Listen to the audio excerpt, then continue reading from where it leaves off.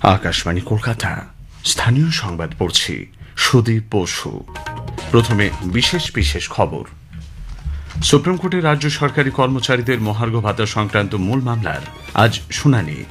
শীর্ষ আদালতে গত 16 মে নির্দেশের বেশ কিছু জায়গায় সংশোধনী চেয়েছে রাজ্য সরকার। আরজিকর হাসপাতালে তরুণী চিকিৎসকের ধর্ষণ ও হত্যার প্রতিবাদে আগামী 9 তারিখ নবান্ন অভিযানে অংশ নেবে বিজেপি। তৃণমূল সংসদীয় দলের চেয়ারপারসন মুখ্যমন্ত্রী মমতা ব্যানার্জি আজ দলীয় সাংসদদের সঙ্গে ভার্চুয়াল বৈঠকে বসবেন।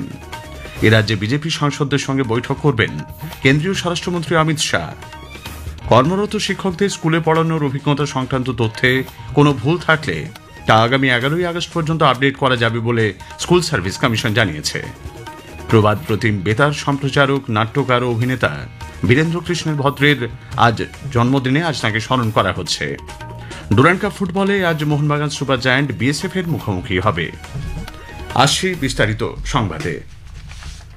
সুপ্রিম কোর্টে রাজ্য সরকারি কর্মচারীদের মহার্ঘ ভাতা সংক্রান্ত মূল মামলা শুনানি হবে আজ। বিচারপতি সঞ্জয় কারোল এবং বিচারপতি প্রশান্ত কুমার মিশ্রের বেঞ্চে এই শুনানি হওয়ার কথা। শীর্ষ আদালত গত 16 মে বকেয়া মহার্ঘ ভাতার 25% 6 সপ্তাহের মধ্যে রাজ্য সরকারকে মিটিয়ে দেওয়ার নির্দেশ দিয়েছিল। পাশাপাশি রাজ্যকে হলফনামা পেশ করে তাদের বক্তব্য জানাতে বলা হয়। কিন্তু শীর্ষ আদালতের সেই নির্দেশ পালনের জন্য অতিরিক্ত 6 মাস সময় চেয়ে রাজ্য সরকার সুপ্রিম কোর্টে স্পেশাল লিভ পিটিশন দায়ের করে। নির্দেশের বেশ কিছু জায়গায় সংশোধনীয় চাওয়া হয়েছে। এদিকে কর্মচারীদের তরফে রাজ্য সরকারের বিরুদ্ধে আদালত অবমাননার একটি মামলা করা হয়েছে। 8ই আগস্ট সেই মামলা শুনানি হওয়ার কথা।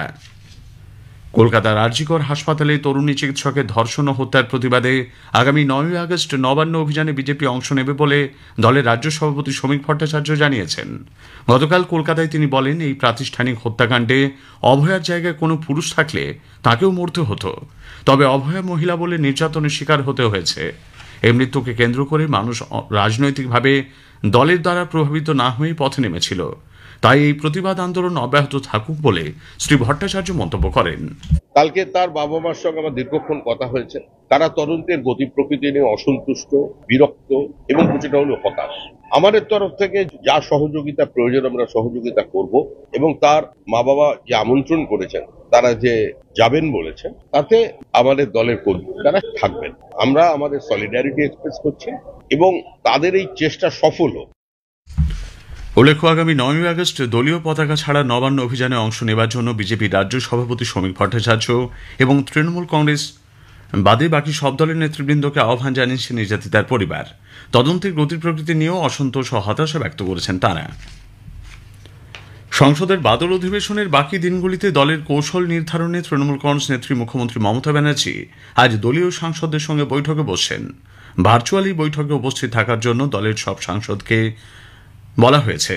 উল্লেখ্য, দলনেত্রী মমতা ব্যানার্জি তৃণমূল সংসদীয় দলের চেয়ারপারসন। ইন্ডি জোটের অন্যতম শরিক হিসেবে তৃণমূল কংগ্রেস অন্যান্য বিরোধী দলগুলির সঙ্গে কিভাবে কক্ষ সমন্বয় করবে, যৌথ প্রতিবাদে সামিল হওয়ার পন্থা পদ্ধতি নিয়েও সাংসদদের স্পষ্ট বার্তা দিতেই বৈঠক বলে রাজনৈতিক বিশ্লেষকরা মনে করছেন। বিভিন্ন বিষয় নিয়ে এ রাজ্যের বিজেপি সাংসদরা আজ দিল্লিতে কেন্দ্রীয় স্বরাষ্ট্রমন্ত্রী তথা বরিষ্ঠ বিজেপি নেতা অমিত শাহের সঙ্গে আজ বৈঠকে বসছেন। উপস্থিত থাকবেন রাজ্য বিজেপির সভাপতি তথা রাজ্যসভার সাংসদ শ্রমিক ভট্টাচার্য। রাজ্যে তৃণমূল কংগ্রেস মোকাবিলায় পন্থা পদ্ধতি নিয়ে আলোচনা হতে পারে বলে মনে করা হচ্ছে। রাজ্য অবৈধ খনি ও বালিচুরির তদন্তের জন্য বিজেপি সংসদীয় দল কেন্দ্রীয় মন্ত্রী জি কিষাণ রেড্ডির কাছে আর্জি জানাবে। কলকাতায় গতকাল এক সাংবাদিক বৈঠকে রাজ্য বিজেপি সভাপতি শ্রমিক ভট্টাচার্য জানান, অবৈধ খনির বিষয়ে তদন্তের জন্য তৃণমূল কংগ্রেস সাংসদ কীর্তি আজাদ ইডি ও সিবিআইকে 23শে জুলাই চিঠি দিয়েছিলেন। দলের চাপে পড়ে 9 দিন পর তাঁকে ওই চিঠি প্রত্যাহার করতে হয়। তবে বিষয়টি খতিয়ে দেখার জন্য বিজেপি কয়লা ও খনিমন্ত্রী জি কিষাণ রেড্ডির কাছে আবেদন জানাবে। প্রদেশ কংগ্রেসের রাজ্য সাধারণ সম্পাদক আশুতোষ চ্যাটার্জির নেতৃত্বে এক প্রতিনিধি দল গতকাল দক্ষিণ কলকাতার রিজেন্ট পার্কে গিয়ে মৃত দিলীপ সাহার আত্মীয় পরিজনদের সঙ্গে কথা বলেন। দিলীপ সাহার ঝুলন্ত দেহ গতকালই রিজেন্ট পার্ক থেকে উদ্ধার করে পুলিশ। বাংলাদেশে ফিরে যাওয়ার আতঙ্কে তিনি ভুগছিলেন বলে পরিবার সূত্রে জানা গেছে। ছিল নার্ভের সমস্যাও। স্থানীয় সংবাদ শুনছেন আকাশবাণী কলকাতা কেন্দ্র থেকে। কর্মরত শিক্ষকদের স্কুলে পড়ানোর অভিজ্ঞতা সংক্রান্ত তথ্যে কোনো ভুল থাকলে তা ফের আপডেট করা যাবে বলে স্কুল সার্ভিস কমিশন জানিয়েছে। এই মর্মে জারি হয়েছে বিজ্ঞপ্তি। আগামীকাল থেকে 11ই আগস্ট পর্যন্ত এই সংক্রান্ত তথ্য আপডেট করতে পারবেন শিক্ষকরা। উল্লেখ্য, আগামী 7ই সেপ্টেম্বর স্কুল সার্ভিস কমিশনের নবম, দশম এবং 14ই সেপ্টেম্বর একাদশ, দ্বাদশ শ্রেণীতে শিক্ষক নিয়োগের পরীক্ষা নেবে স্কুল সার্ভিস কমিশন। বাংলাদেশের নৌবাহিনী গতকাল একটি ভারতীয় ট্রলারকে আটক করেছে। এফবি পারমিতা নামের ওই ট্রলারে মোট 14 জন মৎস্যজীবী ছিলেন। গত 30শে জুলাই পাথর প্রতিমার খেয়াঘাট থেকে মাছ ধরার জন্য ট্রলারটি গভীর সমুদ্রে পাড়ি দেয়। ইঞ্জিন বিকল হয়ে যাওয়ায় সেটি সমুদ্রে ভাসতে ভাসতে বাংলাদেশি জলসীমায় ঢুকে পড়ে বলে অভিযোগ। ট্রলারটিকে মোংলা মৎস্য বন্দরে নিয়ে যাওয়া হয়েছে বলে মৎস্যজীবীদের সংগঠন জানিয়েছে। এখনো পর্যন্ত 48 জন ভারতীয় মৎস্যজীবী বাংলাদেশে আটক রয়েছেন বলেও জানা গেছে। পুরুলিয়ার বিশপুরিয়া সমবায় কৃষি উন্নয়ন সমিতির নির্বাচনে সবকটি আসনেই জয়লাভ করেছে তৃণমূল কংগ্রেস সমর্থিত প্রার্থীরা। বিজেপি শাসক দলের সন্ত্রাসে মনোনয়ন জমা করতে না পারার অভিযোগ তুলেছে। এদিকে পশ্চিম মেদিনীপুরের খড়গপুর গ্রামীণ বিধানসভার অর্জুনী অঞ্চলের মুরকুনিয়া সমবায় সমিতির নির্বাচনে বিজেপি সমর্থিত প্রার্থীরা 7টি আসনে জয় পেয়েছে। অন্যদিকে তৃণমূল কংগ্রেস সমর্থিত প্রার্থীরা জয় পেয়েছে 2টি আসনে। সেচের জলের দাবিতে বাঁকুড়ার খাতড়ার কৃষকদের একাংশ গতকাল রাস্তা অবরোধ করে বিক্ষোভ দেখিয়েছেন। মুকুটমণিপুরের কংসাবতী জলাধার থেকে সেচখালে জল ছাড়ার দাবিতে গতকাল সকাল থেকে বাঁকুড়া রানীবাঁধ রাজ্য সড়কের ওপর খাতড়ার দেদুয়া মোড়ে পথ অবরোধ করেন তাঁরা। অবরোধের জেরে দীর্ঘক্ষণ রাস্তার দুধারে আটকে পড়ে যাত্রীবাহী বাস সহ অন্যান্য যানবাহন। কৃষকদের অভিযোগ, খাতড়া ব্লকের বিভিন্ন পঞ্চায়েত এলাকার অধিকাংশ উঁচু জমিতে জলের অভাবে এখনও ধান রোয়ার কাজ শুরু করা যায়নি। অবিলম্বে সেচ খালে জল ছাড়া না হলে আগামী দিনে বৃহত্তর আন্দোলনের হুঁশিয়ারি দিয়েছেন কৃষকেরা। উত্তর কলকাতার নারকেলডাঙ্গা থানা এলাকার রাজাবাজার মোড়ে একটি পোশাকের দোকানে গতরাতে আগুন লাগে। দমকলের 5টি ইঞ্জিন প্রায় 2 ঘন্টা চেষ্টায় আগুন নিয়ন্ত্রণে আনে। হতাহতের খবর নেই, তবে দমকল কর্মীদের চেষ্টায় আগুন আশেপাশে ছড়াতে পারেনি। প্রবাদ প্রতিম বেতার সম্প্রচারক, নাট্যকার ও অভিনেতা বীরেন্দ্র কৃষ্ণ ভদ্রের জন্মদিনে আজ তাঁকে স্মরণ করা হচ্ছে। মহিষাসুর মর্দিনী বেতার অনুষ্ঠানে তাঁর শ্লোক পাঠ এবং ভাষ্য আজও বাঙালির মহালয়ার সঙ্গে অঙ্গাঙ্গিভাবে জড়িত। একাধিক নাটক রচনা ও প্রযোজনা করেন তিনি। মুখ্যমন্ত্রী মমতা ব্যানার্জি বীরেন্দ্র কৃষ্ণ ভদ্রের জন্মদিনে তাঁর প্রতি শ্রদ্ধা নিবেদন করেছেন। সক্রিয় মৌসুমী অক্ষরেখা এবং বাতাসে প্রচুর পরিমাণ জলীয় বাষ্প প্রবেশ করায় রাজ্যের বিভিন্ন জেলায় ভারী বৃষ্টির পূর্বাভাস রয়েছে বলে জানিয়েছে আবহাওয়া দপ্তর। ভারী থেকে অতি ভারী বৃষ্টি হতে পারে উত্তরবঙ্গের 5 জেলায়। ভারী বৃষ্টির সম্ভাবনা মালদা ও 2 দিনাজপুরে। গাঙ্গেয় পশ্চিমবঙ্গের জেলাগুলিতে বিক্ষিপ্তভাবে ঝড় বৃষ্টির সম্ভাবনা রয়েছে বলে আবহাওয়া দপ্তরের বিজ্ঞানী অন্বেষা ভট্টাচার্য জানিয়েছেন। 4 আগস্টে ভারী থেকে অতি ভারী বৃষ্টির সম্ভাবনা রয়েছে দার্জিলিং, কালিম্পং, জলপাইগুড়ি, আলিপুরদুয়ার ও কোচবিহার জেলাতে। ভারী বৃষ্টির সম্ভাবনা মালদা, দক্ষিণ ও উত্তর দিনাজপুর জেলাতে। দক্ষিণবঙ্গে অধিকাংশ জায়গায় হালকা থেকে মাঝারি বৃষ্টির সম্ভাবনা, গাস্টিং উইন্ড ও বজ্রপাত সহযোগে। উত্তরবঙ্গে মোটামুটি আগামী 7 দিন রোজই ভারী বৃষ্টির সম্ভাবনা রয়েছে। উত্তর 24 পরগনার স্বরূপনগরের সগুনা গ্রাম পঞ্চায়েতের পশ্চিম পোলতা এলাকায় গাঁজা ও আগ্নেয়াস্ত্র সমেত এক তৃণমূল কংগ্রেস নেতাকে পুলিশ গ্রেপ্তার করেছে। বিশ্বনাথ মণ্ডল ওরফে বিশু নামে ওই ব্যক্তিকে পাকড়াও করা হয়। তার কাছ থেকে উদ্ধার হয়েছে প্রায় 30 কিলো গাঁজা, একটি 9mm পিস্তল এবং 9 রাউন্ড কার্তুজ। তাকে গতকাল বসিরহাট মহকুমা আদালতে তোলা হলে 5 দিনের পুলিশ হেফাজত হয়েছে। ডুরান্ড কাপ ফুটবলে গ্রুপ বির লিগ ম্যাচে আজ Mohun Bagan super giant border security force BSF এর বিরুদ্ধে খেলবে। কিশোর ভারতী ক্রীড়াঙ্গনে খেলা শুরু হবে সন্ধ্যে 7টায়। প্রথম ম্যাচে মোহনবাগান মোহামেডান স্পোর্টিংকে 3-1 গোলে হারিয়ে দেয়। কলকাতা ফুটবল লিগের প্রিমিয়ার ডিভিশনে গতকাল ইস্টবেঙ্গলকে 2-0 গোলে হারিয়ে দিয়েছে পুলিশ এসি। ব্যারাকপুরের বিভূতিভূষণ বন্দ্যোপাধ্যায় স্টেডিয়ামে ম্যাচের 11 মিনিটে পেনাল্টি থেকে মোহাম্মদ আমাল নাইমের গোলের সুবাদে বিরতিতে 1-0 গোলে এগিয়েছিল পুলিশ এসি। দ্বিতীয়ার্ধের 75 মিনিটে উজ্জ্বল হাওলাদার দ্বিতীয় গোলটি করেন। শেষ করার আগে স্থানীয় সংবাদের বিশেষ কিছু অংশ আরও একবার। সুপ্রিম কোর্টে রাজ্য সরকারি কর্মচারীদের মহার্ঘ ভাতা সংক্রান্ত মূল মামলার আজ শুনানি। শীর্ষ আদালতের গত 16 মের নির্দেশের বেশ কিছু জায়গায় সংশোধনী চেয়েছে রাজ্য সরকার। আরজিকর হাসপাতালে তরুণী চিকিৎসকের ধর্ষণ ও হত্যার প্রতিবাদে আগামী 9 তারিখ নবান্ন অভিযানে অংশ নেবে বিজেপি। কর্মরত শিক্ষকদের স্কুলে পড়ানোর অভিজ্ঞতা সংক্রান্ত তথ্যে কোনো ভুল থাকলে তা আগামী 11ই আগস্ট পর্যন্ত আপডেট করা যাবে বলে স্কুল সার্ভিস কমিশন জানিয়েছে। স্থানীয় সংবাদ শেষ হলো। আকাশবাণী খবর পড়ছি চঞ্চল ভট্টাচার্য। প্রথমে বিশেষ খবর। ফিলিপিন্সের রাষ্ট্রপতি 5 দিনের রাষ্ট্রীয় সফরে আজ বিকেলে নতুন দিল্লি এসে পৌঁছবেন। নতুন দিল্লির ভারত মণ্ডপমে বিদেশমন্ত্রী আজ প্রথম বিমস্টেক সঙ্গীত উৎসবের উদ্বোধন করবেন। নির্বাচন কমিশন দুটি ভোটার আইডি কার্ড থাকার অভিযোগে বিতর্কের মধ্যে আরজেডি নেতা তেজস্বী প্রসাদ যাদবকে তার আসল ভোটার আইডি কার্ড সহ বিস্তারিত জমা দিতে বলেছে। বিজেপি সহ এনডিএ জোটের নেতৃবৃন্দ এর বিরুদ্ধে কঠোর ব্যবস্থা নেওয়ার জন্য কমিশনের কাছে দাবি জানিয়েছে। রিজার্ভ ব্যাংকের আর্থিক নীতি সংক্রান্ত কমিটির রেপোরেট নিয়ে 3 দিনের বৈঠক আজ থেকে শুরু হবে। ওভালে অ্যান্ডারসন তেন্ডুলকর ক্রিকেট সিরিজে ভারত ও ইংল্যান্ডের মধ্যে শেষ টেস্টের 5ম দিনে ইংল্যান্ডকে জয়ের জন্য 35 রান করতে হবে। আসি বিস্তারিত খবরে। ফিলিপিন্সের রাষ্ট্রপতি ফার্দিনান্দ মার্কোস জুনিয়র 5 দিনের রাষ্ট্রীয় সফরে আজ বিকেলে নতুন দিল্লি এসে পৌঁছাবেন। তাঁর সঙ্গে সেদেশের কয়েকজন গুরুত্বপূর্ণ মন্ত্রী, উচ্চপদস্থ আধিকারিক এবং বাণিজ্য মহলের প্রথম সারির প্রতিনিধিরা সফরসঙ্গী হবেন। মার্কোসের এটিই প্রথম ভারত সফর। সফরকালে তিনি রাষ্ট্রপতি দ্রৌপদী মুর্মু, প্রধানমন্ত্রী নরেন্দ্র মোদী এবং বিদেশমন্ত্রী ডক্টর এস জয়শঙ্করের সঙ্গে দ্বিপাক্ষিক বিভিন্ন বিষয় নিয়ে বৈঠক করবেন। সস্ত্রীক ভারত সফরে ফিলিপিন্সের রাষ্ট্রপতির শেষ গন্তব্য ব্যাঙ্গালোর। নতুন দিল্লির ভারত মণ্ডপমে বিদেশমন্ত্রী ডক্টর এস জয়শঙ্কর আজ প্রথম বিমস্টেক চিরায়ত সঙ্গীত উৎসবের উদ্বোধন করবেন। Indian council for cultural relations আয়োজিত এই সঙ্গীত সন্ধ্যায় ভারত ছাড়াও বাংলাদেশ, ভুটান, মায়ানমার, নেপাল, শ্রীলঙ্কা এবং থাইল্যান্ড থেকে শিল্পীরা যোগ দেবেন।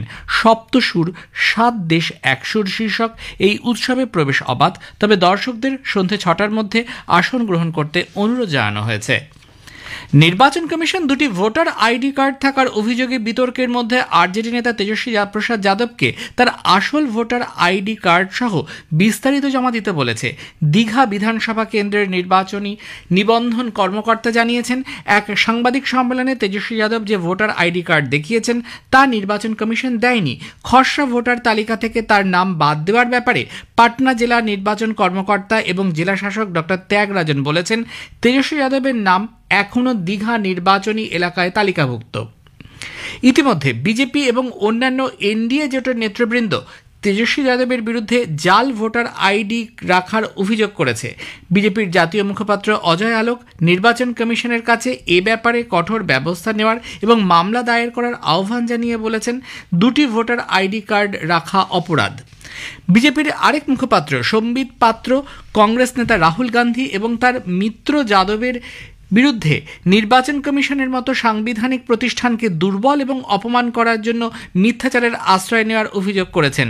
তিনি উল্লেখ করেছেন যে আরজেডি নেতা তার 2020 সালের নির্বাচনী হলফনামায় যে ভোটার আইডি জমা দিয়েছিলেন এবং তিনি যে ভোটার আইডি দাবি করেন, বিশেষ পুঙ্খানুপুঙ্খ সংশোধন এসআইআর এর পরে প্রস্তুত ভোটার তালিকা থেকে তার নাম বাদ পড়েছে তার থেকে আলাদা। चुनाव आयोग ने कहा, जो एपिक नंबर डालने से तेजस्वी यादव जी का यह पूरा का पूरा पर्ची सामने निकल कर आता है और 416 क्रमांक पे वह वोटर लिस्ट पे मौजूद है, वह एपिक नंबर वही एपिक नंबर है जो उन्होंने 2020 के अपने हलफनामे में नॉमिनेशन के अपने एफिडेविट में डाला था और उसी एपिक नंबर के आधार पर 2020 का पिछला विधानसभा का चुनाव भी लड़ा था। রেলমন্ত্রী অশ্বিনী বৈষ্ণব ভাবনগর রেল স্টেশন থেকে অযোধ্যা ক্যান্টনমেন্ট পর্যন্ত সাপ্তাহিক ট্রেনের সূচনা করেন। গতকাল এই অনুষ্ঠান থেকে তিনি ভিডিও কনফারেন্সের মাধ্যমে রেওয়া ও পুনে এবং জবলপুর ও রায়পুরের মধ্যে আরও 2টি ট্রেনের যাত্রার সূচনা করেন। রেলমন্ত্রী বলেন, গত 11 বছরে 34,000 কিলোমিটার নতুন রেলপথ স্থাপন করা হয়েছে। এর মাধ্যমে ভারতীয় রেল সংস্কারের সাক্ষী হচ্ছে। রেল পরিষেবার উন্নয়ন, আধুনিকীকরণ ও সম্প্রসারণ এবং রেলযাত্রার নিরাপত্তা ও পরিচ্ছন্নতা নিশ্চিত করার বিষয়ে সরকারের প্রতিশ্রুতি পুনর্ব্যক্ত করেন তিনি। বর্তমানে দেশের 1300টি স্টেশনকে নবরূপে সাজানো হচ্ছে। এটি বিশ্বের সর্ববৃহৎ স্টেশন পুনর্নির্মাণ প্রকল্প। बड़े विजन के साथ रेलवे में एक बड़ा परिवर्तन हो रहा है।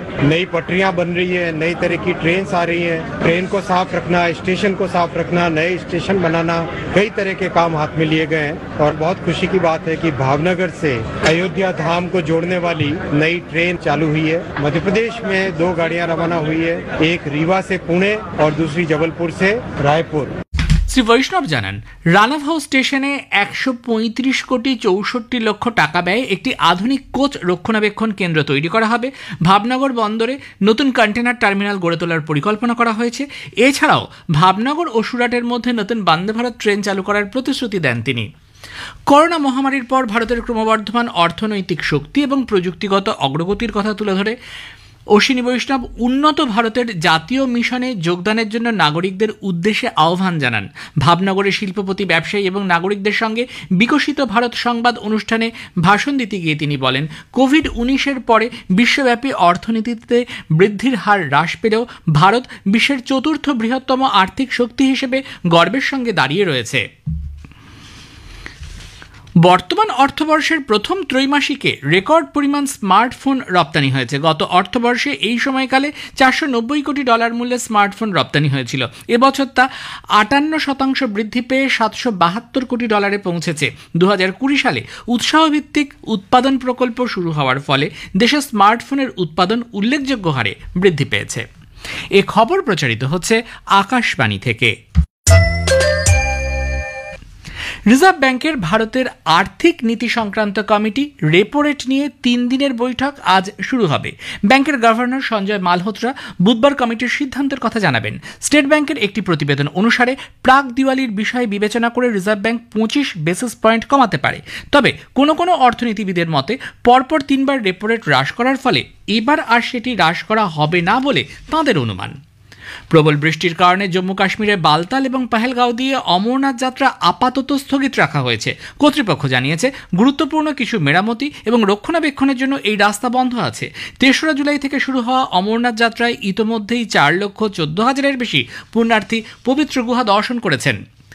উত্তরপ্রদেশের টানা বৃষ্টিতে মির্জাপুর, চান্দৌলি, ভাদোহী, গাজীপুর এবং বারাণসী সহ 17টি জেলায় বিভিন্ন নদী জলস্তর বিপদসীমা অতিক্রম করেছে। প্রয়াগরাজে গঙ্গা এবং যমুনা উভয় নদী বিপদসীমার প্রায় 1 মিটার উপরে প্রবাহিত হচ্ছে। প্রয়াগরাজে এখনো পর্যন্ত 1300 পরিবারের 6000-এর বেশি মানুষকে বন্যা ত্রাণ শিবিরে স্থানান্তরিত করা হয়েছে। ভাদোহী জেলা শাসক শৈলেশ কুমার জানিয়েছেন, 22টি বন্যা নিয়ন্ত্রণ কেন্দ্রকে সতর্ক করা হয়েছে এবং ডুবুরি মোতায়েন করা হয়েছে। আবহাওয়া বিভাগ আগামী 7 দিন উত্তর পূর্ব এবং পূর্ব ভারতে ভারী থেকে অতি ভারী বৃষ্টির পূর্বাভাস দিয়েছে। আসাম, মেঘালয়, অরুণাচল প্রদেশ, হিমালয় সংলগ্ন পশ্চিমবঙ্গ, সিকিম এবং বিহারে এ মাসের 9 তারিখ পর্যন্ত ভারী বৃষ্টির সম্ভাবনা। এদিকে আগামী 5 দিন তামিলনাড়ু উপকূলীয় এবং দক্ষিণ অভ্যন্তরীণ কর্ণাটক, কেরালা ও লাক্ষাদ্বীপে ভারী থেকে অতি ভারী বৃষ্টি হতে পারে। জম্মু কাশ্মীর, হিমাচল প্রদেশ, উত্তরপ্রদেশ, উত্তরাখণ্ড, মধ্যপ্রদেশ এবং হরিয়ানায় আজ ভারী বৃষ্টিপাতের পূর্বাভাস দেওয়া হয়েছে। কান্ডলায় দীনদয়াল বন্দর কর্তৃপক্ষ ভারতের প্রথম make in India green hydrogen plant চালু করেছে। বন্দর কর্তৃপক্ষ জানিয়েছে, প্রধানমন্ত্রী নরেন্দ্র মোদীর নেট জিরো ভিশনের দিকে এটি এক শক্তিশালী পদক্ষেপ। সামাজিক মাধ্যমে এক বার্তায় প্রধানমন্ত্রী বলেছেন, এটি এক প্রশংসনীয় উদ্যোগ যা দীর্ঘস্থায়ী উন্নয়নকে সহায়তা করার সঙ্গে সঙ্গে নেট জিরো ভিশনকে শক্তিশালী করবে। বাংলাদেশের নৌবাহিনী গতকাল একটি ভারতীয় ট্রলারকে আটক করেছে। এফবি পারমিতা নামের ওই ট্রলারে মোট 14 জন মৎস্যজীবী ছিলেন। গত 30 জুলাই পাথর প্রতিমার খেয়াঘাট থেকে মাছ ধরার জন্য ট্রলারটি গভীর সমুদ্রে পাড়ি দিয়েছিল। ইঞ্জিন বিকল হয়ে যাওয়ায় সেটি সমুদ্রে ভাসতে ভাসতে বাংলাদেশের জলসীমায় ঢুকে পড়ে বলে অভিযোগ। মংলায় মৎস্য বন্দরে ওই ট্রলারটিকে নিয়ে যাওয়া হয়েছে বলে মৎস্যজীবীদের সংগঠন জানিয়েছে। এখনো পর্যন্ত 48 জন ভারতীয় মৎস্যজীবী বাংলাদেশে আটক রয়েছেন বলে জানা গেছে। ত্রিপুরার মুখ্যমন্ত্রী অধ্যাপক ডাক্তার মানিক সাহা জানিয়েছেন, এবছরের মধ্যেই সে রাজ্যে আন্তর্জাতিক মানের ক্রিকেট স্টেডিয়ামের কাজ শেষ হবে। ধলাই জেলার কমলপুরে গতকাল নতুন ক্রিকেট খেলার মাঠে একটি প্রদর্শনী ম্যাচের উদ্বোধন করে মুখ্যমন্ত্রী বলেন, খেলোয়াড়দের সঙ্গে কোনো রকমের রাজনীতি করা চলবে না। ভালো খেলোয়াড়দের যথাযথ সুযোগ দিতে রাজ্য সরকার উদ্যোগী বলে তিনি জানান। ওভালে ভারত ও ইংল্যান্ডের মধ্যে অ্যান্ডারসন তেন্ডুলকর ট্রফির পঞ্চম তথা শেষ টেস্ট উত্তেজনাকর সমাপ্তির দিকে এগোচ্ছে। ম্যাচ জয়ের জন্য 374 রানের লক্ষ্যে ব্যাট করতে নেমে গতকাল চতুর্থ দিনের শেষে ইংল্যান্ড দ্বিতীয় ইনিংসে 6 উইকেটে 339 রান করেছে। ম্যাচ জয়ের পঞ্চম দিনে অর্থাৎ আজ ইংল্যান্ডকে আর 35 রান করতে হবে। শেষে বিশেষ খবর আরও একবার। ফিলিপিন্সের রাষ্ট্রপতি 5 দিনের রাষ্ট্রীয় সফরে আজ বিকেলে নতুন দিল্লি এসে পৌঁছাবেন। নতুন দিল্লির ভারত মণ্ডপমে বিদেশমন্ত্রী আজ প্রথম বিমস্টেক সঙ্গীত উৎসবের উদ্বোধন করবেন। খবর শেষ হলো।